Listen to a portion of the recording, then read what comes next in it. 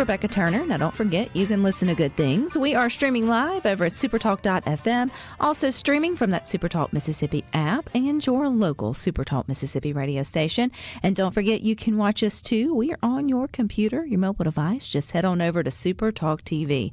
Now, there are so many good things happening on our main streets and downtowns across the Magnolia State. So today, we're going to highlight what's happening downtown this weekend. It is brought to you by the Mississippi Main Street Association. And don't forget, you can always go to msmainstreet.com/calendar to get more information on upcoming events. And coming up this weekend, we got a great pilgrimage starting in Aberdeen. And Miss Tina is joining us to tell us a little bit more. So welcome, Tina. Hi, Rebecca. Thanks for having us. It's good to have you here, and it's good to hear about this great event, which I think it's going to be a 2-day event, not just one. But I see it's the 48th annual, so this thing's been around for a minute. Tell us about the pilgrimage. It has. Yes, it's going to be Friday and Saturday, and we've got a full weekend of activities to have fun and make some memories all weekend long. So over the last almost 5 decades, what brings people out? What's so special about the pilgrimage? So the main focus is the architectural timeline of the home tours. We have homes dating back to the 1850s through the turn of the century, bringing you up to the Victorian era. And the home tours are the main focus, but we have added a quilt show, garden tours, we have carriage rides. Our historic churches are open for tours during that time, too, in that same time frame.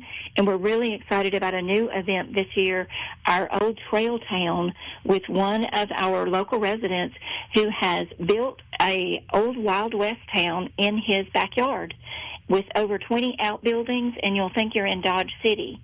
And the time frame fits exactly. It's a replica of 1847.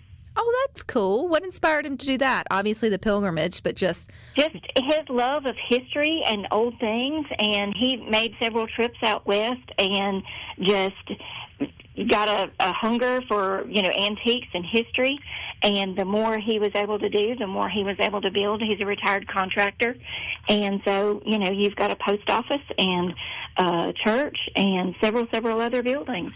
So that's going to be unique for us to be able to share with our visitors this year. Is that something you just come and sort of see, or is it something that you can get out and kind of walk through? And you actually get out and walk through. I mean, they're not just facades; they're actual buildings. You can walk in, and he has each one decorated with artifacts that he's been able to collect along the way. So when you're in the blacksmith shop, there's tools there. When you're in the post office, it looks like a post office. Well, that's really neat. That's a special edition. I'm sure that's not something he's going to take down like Christmas decor and put back up each year for the pilgrimage. Right. No, he's only opened it a few times, so it's a rare opportunity, and we're really excited for them to participate with us. And that is included in our all-inclusive ticket price.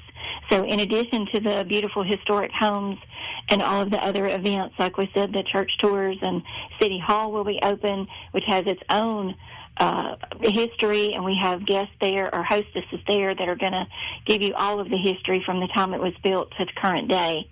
And then our church tours, which the quilt show is located at one, and we have a local quilt shop, and all of the quilters donate for the weekend for their quilts to be on display, and they drape them over the church pews with those beautiful stained glass windows, and it just makes a really, really unique experience. Oh, I bet that's beautiful, Tina.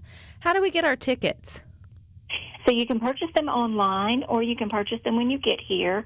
Our historic Elkin Theater serves as our pilgrimage headquarters, and so we'll be there selling tickets all day long.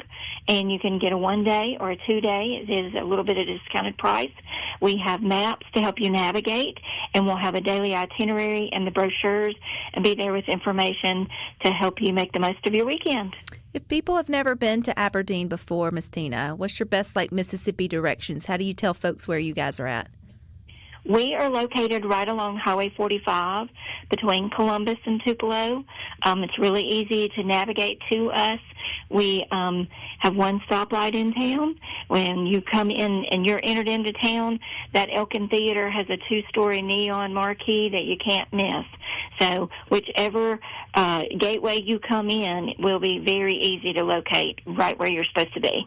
If you got the one-day ticket, Miss Tina, could you see the majority of it? Is it a half day, or do you need to buckle down and have the whole Saturday to do that, or a couple hours to hit up the major, buildings? Right. So the home tours start at 9 o'clock. They break at lunchtime, but then we have the other activities going on. And then the last of the activities are kind of winding down by 4 o'clock. The home tours in the afternoon go from 1 to 4. We ask that you enter 30 minutes prior to that. So by 4 o'clock, you're done. But if you got here, and we're only here for either half the day from 10 until 2, you could still see several homes and several of the extra attractions that we have for you. Good deal, Miss Tina. If we want more information and plan our pilgrimage to Aberdeen, how do we do that? Where's there a website to go? Yes, AberdeenPilgrimage.org has all the information you need. All right. I appreciate your time, Miss Tina, and wishing everybody the opportunity to go out and enjoy it. Thanks so much. All righty. If Aberdeen is not in your to-do list, maybe Arts and Jazz Festival is. Mallory's joining us today to tell us a little bit more about that. It's the 56th annual. Man, both of these events have been around for a minute. But welcome, Mallory. Hi, how are you? I'm doing well. Okay, 56 years. I mean, that means that the people there at Cleveland really enjoy this event. I know you probably weren't there 56 years ago, Miss Mallory, but what inspired the community to create such a festival? A group of individuals got together about 56 years ago, and they decided that they wanted to celebrate the arts and culture of the Mississippi Delta. We have the blues, and we have a lot of influence around here, and they wanted a place where everybody could get together and see all the talented artists in the area. There's got to be something a little bit special or different about it for folks to keep coming back for 5 decades. I bet you got some that's come back every year, or at least every decade to it. What do you think sets it apart, Mallory? So it started out on our railroad tracks downtown, and it grew so big that we had to move it to the courthouse.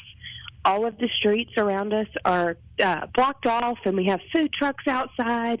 And, usually it's pretty weather, so everybody just comes and they get to have a sense of community. It's such a small town that you see everybody you know there, and it makes it very unique and special, especially with the Delta State campus. We have students come and just local artists from all over Mississippi. Are there any special artists that's coming in terms of jazz? I know that's a genre that a lot of folks like to get out and sort of enjoy. You got any particular bands or musicians that folks may want to know about? Yes.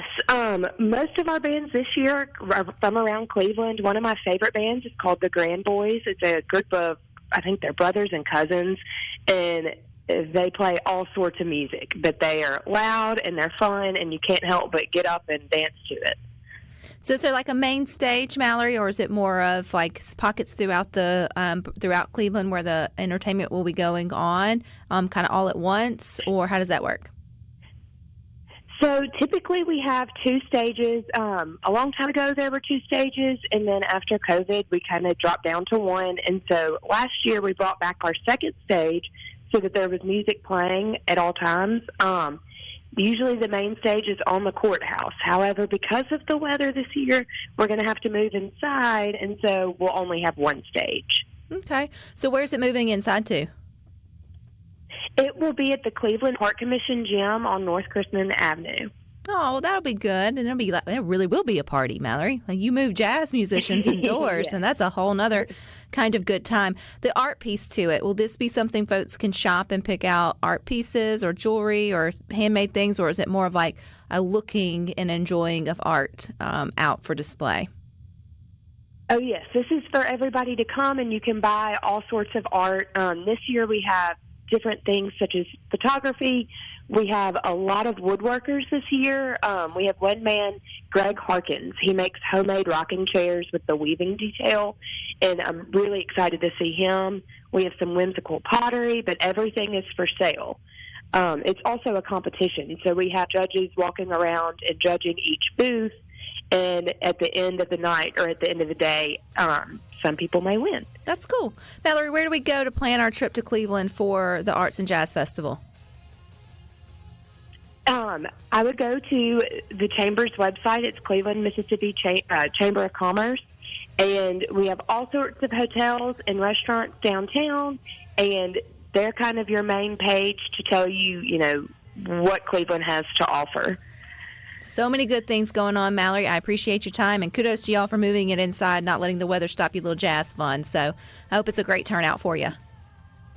Yes, thank you so much. We can't wait for Saturday. All righty, and don't forget, you can always go to msmainstreet.com/calendar to get more information on upcoming events in your area. But stick with us. We got more good for you coming